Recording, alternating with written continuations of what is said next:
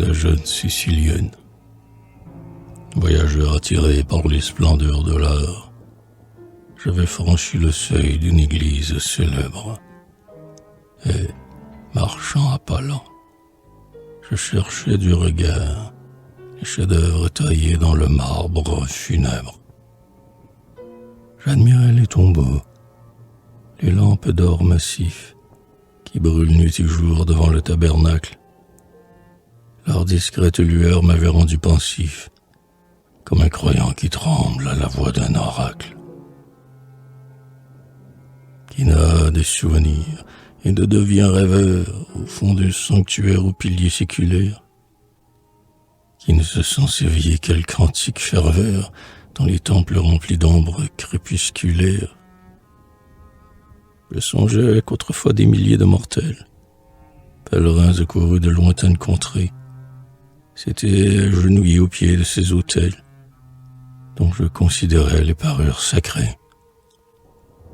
Et j'évoquais les jours le peuple en émoi, naïvement séduit par un attrait mystique, aimait s'anéantir et proclamer sa foi dans les fleurs et l'encens de l'enceinte gothique. L'église était déserte et le bruit de mes pas retentissait longtemps sur la dalle sonore. Je croyais m'avancer dans la nuit du trépas et des morts profanaient le sommeil incolore. Ah non, métisage en ma sincérité. Ce ne sont pas les murs de cette église antique qui enferment pour moi la vie et la beauté. Ces autels ont perdu leur attrait poétique. Fuyons le morne aspect de ces tombeaux glacés, de ces froids monuments, de ces linceuls de pierre, où sont ensevelis d'illustres trépassés, depuis longtemps réduits et tombés en poussière.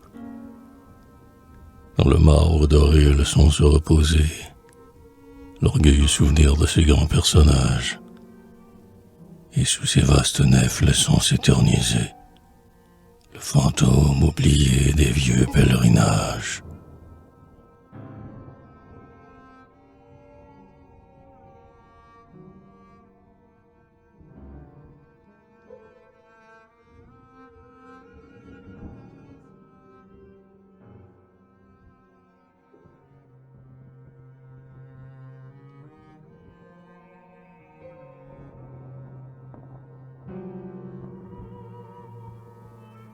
Comme j'allais sortir de cette obscurité et secouer ton joug aux funèbres analyses, un rayon de soleil illumina l'église. Tout sembla renaître à sa vive clarté. À l'angle d'un pilier, j'aperçus, recueilli, une jeune chrétienne, une vierge, une enfant. Son chaste et franc regard, son maintien suppliant, sa grâce, sa candeur et sa mélancolie me firent éprouver un doux contentement, et mon pas, malgré moi, ralentit son allure. Je sentais que cette âme était naïve et pure, que rien n'avait terni ce front noble et charmant. Et je fus attendri.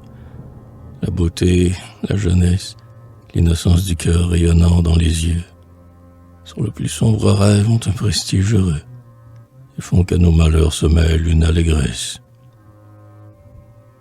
Pourquoi ton souvenir si candide et si pur en moi s'est-il gravé, jeune fille inconnue? Pourquoi, lorsqu'apparaît ton image ingénue, vois-je un point lumineux dans l'avenir obscur? Ambition du cœur, énigme caressante, pourquoi vous dressez-vous devant chaque mortel, comme un sphinx enchanteur, famélique et cruel? Et pourquoi chaque jour êtes-vous renaissant? Convoitise du rêve, au désir frêle et clos, pourquoi tourmentez-vous sans cesse notre vie? Et pourquoi si souvent notre âme inassouvie est-elle s'élancée vers des bonheurs nouveaux?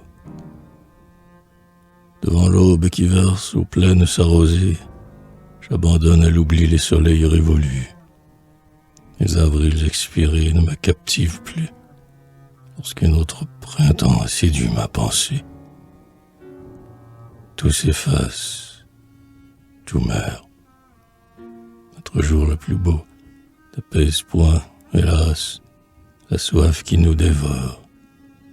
Un désir plus ardent nous guette à chaque aurore, et nous gagnons ainsi le chemin du tombeau.